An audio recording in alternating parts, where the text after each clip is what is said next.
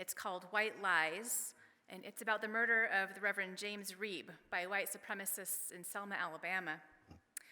If so, then you have already heard the name Clark Olson. Like James Reeb, Clark was a Unitarian Universalist minister who responded to Martin Luther King Jr.'s call for clergy to come to Selma in March 1965 after the clash known as Bloody Sunday. At the time of the march, Clark was serving the Berkeley Fellowship in California. His first reaction when he heard the call for clergy was that he wanted to go, but his schedule was so packed with church obligations, and he really couldn't afford the ticket. When a couple from his congregation offered to pay for his trip, he said he had to rethink those excuses. Due to a flight delay, Clark arrived in Selma too late to march with all the ministers, priests, and rabbis who had gathered. He was on his way to an evening meeting with a couple of colleagues when a group of white supremacist men wielding a club crossed the street toward them and started swinging. Reverend James Reeb, who happened to be walking on the curbside closest to the street, was hit in the head, and he died 2 days later from his injuries. His death shocked the nation, and it prompted President Lyndon Johnson to get the Voting Rights Act passed at last.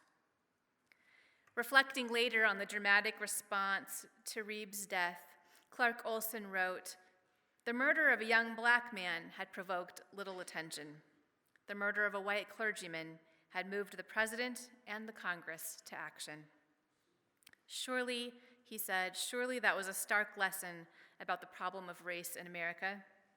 In the campaign for a voting rights law to remedy gross racial injustices, apparently something had to be the final straw politically, and Jim Reeb was that symbol, he said.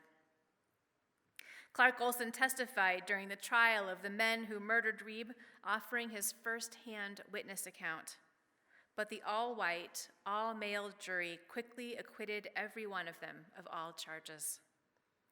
Clark spent the rest of his life teaching about civil rights, challenging us all to speak up and step up to the work of equality and to never lose faith that we can and must be the ones who help to bend the moral arc of the universe toward justice. Unita Blackwell was a 31-year-old woman who had been picking cotton ever since her education ended in 8th grade when a civil rights activist knocked on her door in 1964. Blackwell didn't know anything about voting, but when the activist explained that voting could lead to better housing and to food on the table and to better lives, that got her attention. Blackwell had grown up in a town where black children were only allowed to go to school for 2 months out of the year before they were sent out to work in the fields. Then, when the activist explained that black people could be killed for even trying to vote, Blackwell was moved to act. That year, she was one of 8 African-American people who tried to register to vote in Issaquena County.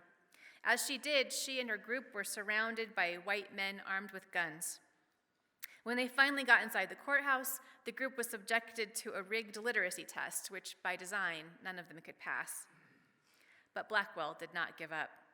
She went on to help get that Voting Rights Act passed, to integrate Mississippi schools, and to build housing for elderly people and people living in poverty. She estimated that she was jailed at least 70 times in those years for her activism. She was often humiliated, beaten, and assaulted, including while she was in police custody. But she kept going.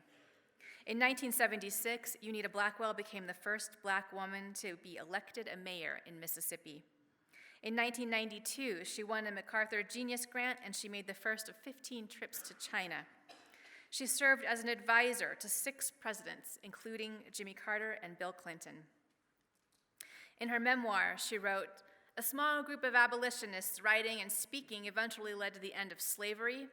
A few stirred up women, brought about women's voting." She said, "The people are the ones to create change. Quote, we are the movers, the president and Congress follow us." If that sounds impossible in the year 2020, listen to these elders. Remember where we have come from as a country. Remember these stories. Listen. Remember.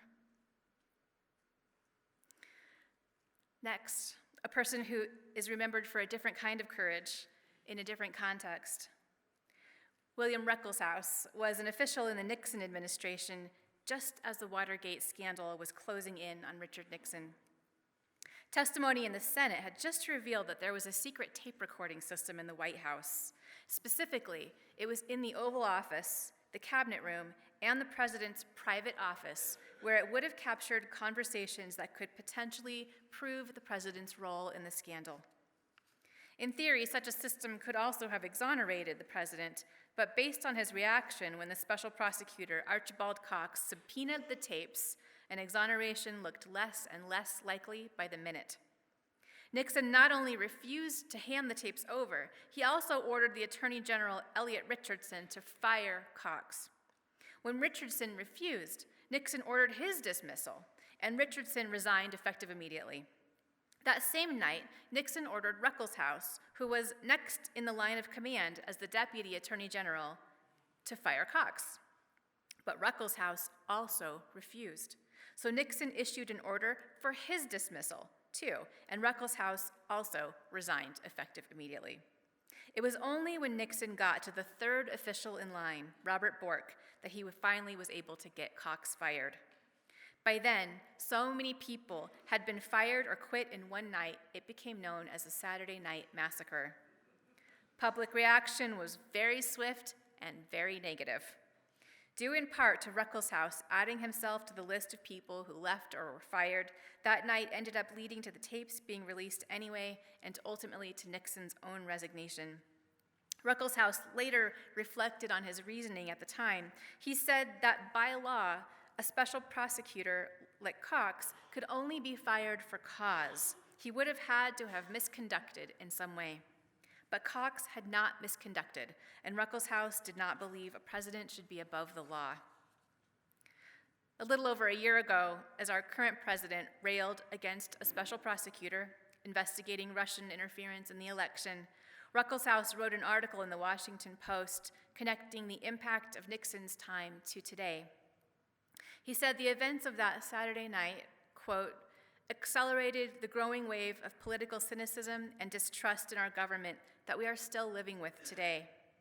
One manifestation of that legacy, a president who will never admit he uttered a falsehood, and a Congress too often pursuing only a partisan version of the truth.